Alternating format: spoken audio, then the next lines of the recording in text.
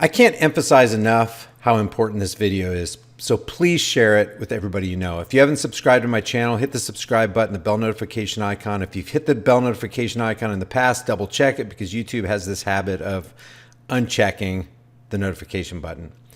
This is from the AP. Armed man at Walmart says he was testing right to bear arms. And this is a follow-up to a previous live stream I did earlier today. Prosecutors on Friday filed a terrorist threat charge. Think of this, guys, a terrorist threat charge against a 20-year-old man who said he walked into a Missouri store wearing body armor and carrying a loaded rifle and handgun to test whether Walmart would honor his constitutional right to bear arms. And they say the incident just days after 22 people were killed during an attack at another Walmart in El Paso, Texas, caused a panic at the Springfield, Missouri store. Dmitry Andreychenko walked through filming himself with his cell phone Thursday afternoon. It says no shots were fired and Andreychenko was arrested after he was stopped by an armed off-duty firefighter at the store. Now, I want to stop right here, okay, guys?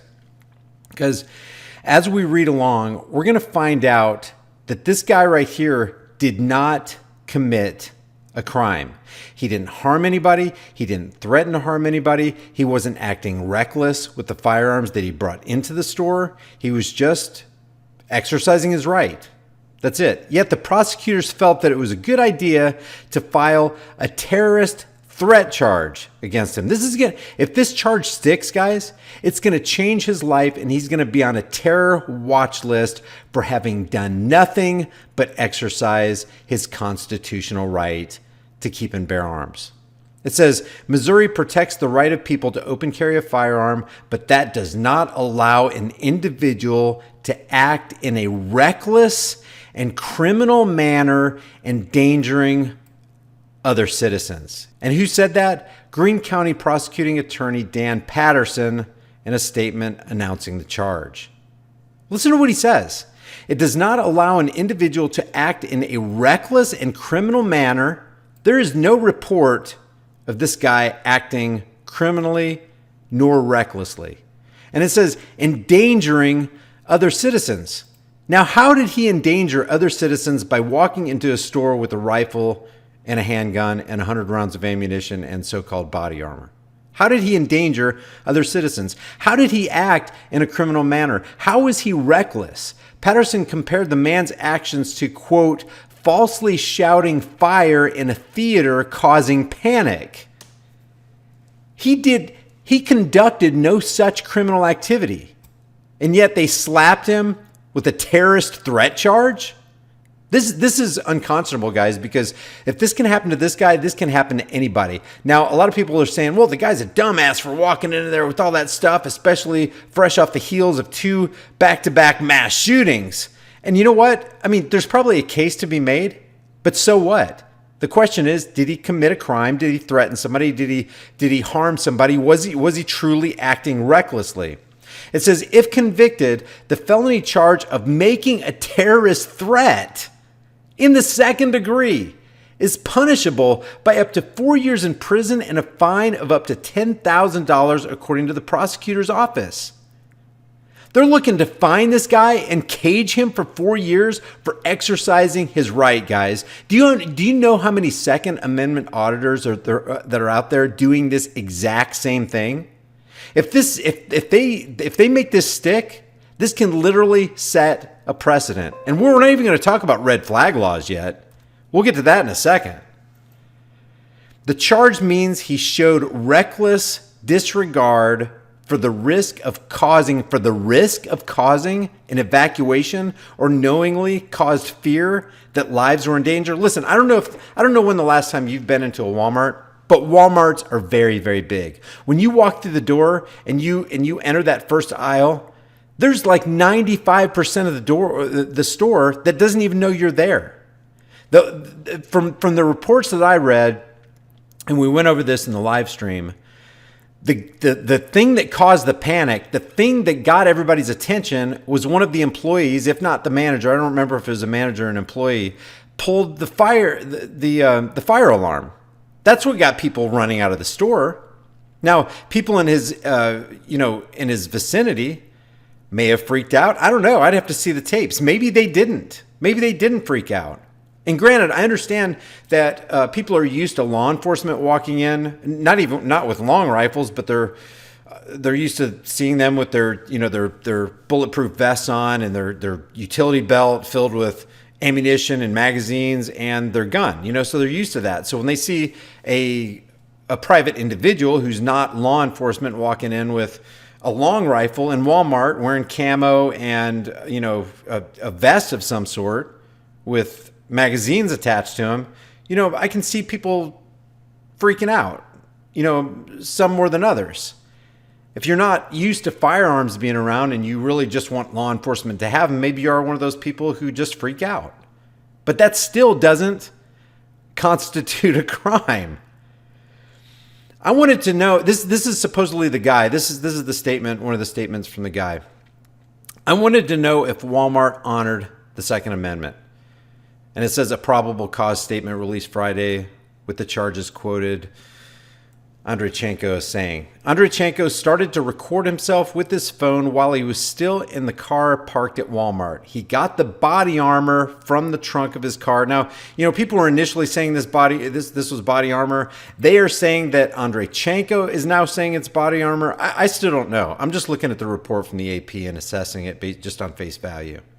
He got the body armor from the trunk of his car and put it on before grabbing a shopping cart and walking into the store, according to the statement. Andreychenko said his intention was to buy grocery bags. To buy grocery bags?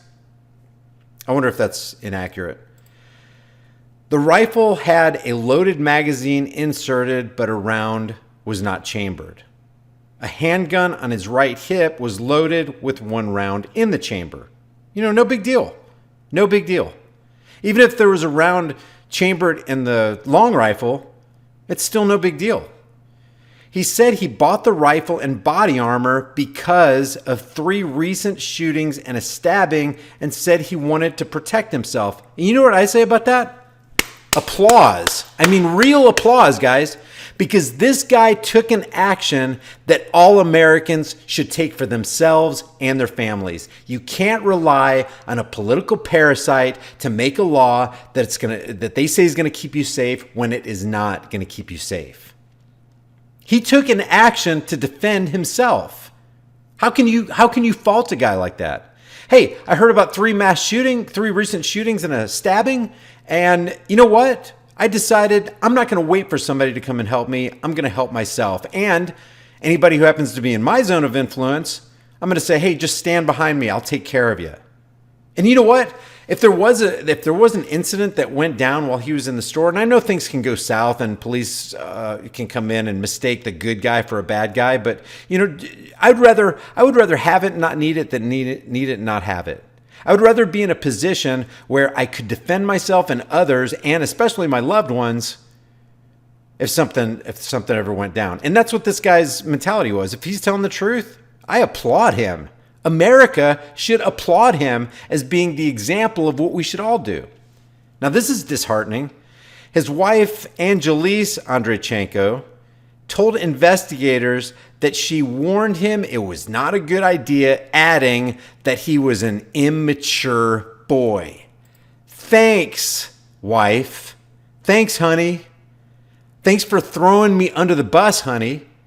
Now what they're going to do is consider him under red flag laws, because they're going to say, whoa, he is not fit to have a firearm. And his wife threw him. If that is truly a statement from his wife, and it hasn't been convoluted by mainstream media, which the Associated Press is, if that's really what Angelise Andreychenko, his wife, supposedly said to him, that's really bad, man.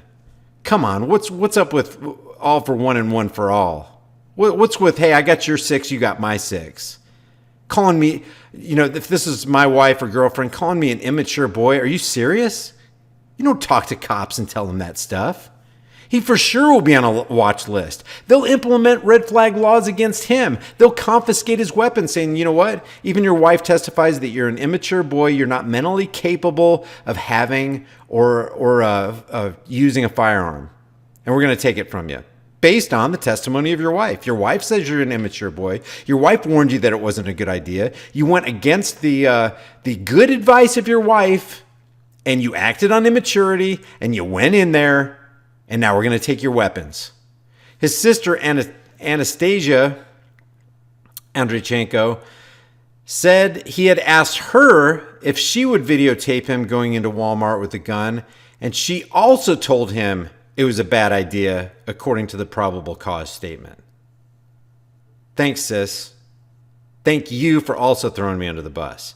The statement does not allege that he pointed the weapon at anyone, although patrons in the surveillance video could be seen in the background running away. Yeah, and part of that, by the testimony of CNN and other news outlets, was that one of the employees pulled the fire alarm, and people are freaking out, going, okay, we got to get out of here. We got to run to safety. Maybe some of that's not them running away because they're freaking out because he has a firearm. Walmart issued a statement Friday that praised authorities for stopping the incident. There was no incident. The guy walked in with firearms that it's okay to do that. There was no incident. To stop the incident from escalating, it said Andreychenko is no longer welcome in its stores. Well, you know what? That's too bad, because if it's true that Andreychenko just had the motive of, I just want to see if Walmart will uphold my constitutional right to keep and bear arms. He's a good guy. If he doesn't have evil motives, he's a good guy with a gun, and it's just too bad that Walmart makes this decision that we no longer welcome a good guy with a gun in our stores. Even though if something went down, Andreychenko, if he is a good guy, would spring into action. If he's trained, if he's got good training and he's got good wherewithal and knows how to operate those weapons, he could literally save tons of lives with that long rifle and that handgun and those 100 rounds of ammunition. Spokeswoman Lamia Jenkins said this was a reckless act designed to scare people, disrupt our business, and it put our associates and customers at risk. No, it didn't. It actually, if he's a good guy with a gun, it made you guys way safer than you were before you stepped foot in your door. We applaud the quick actions of our associates to evacuate customers from our store, and we're thankful no one was injured. You know what? And if somebody did get injured because somebody pulled the fire alarm, one of the employees, the person who would be rightly liable for any harm would be Walmart, not this guy with the firearm exercising his constitutional rights.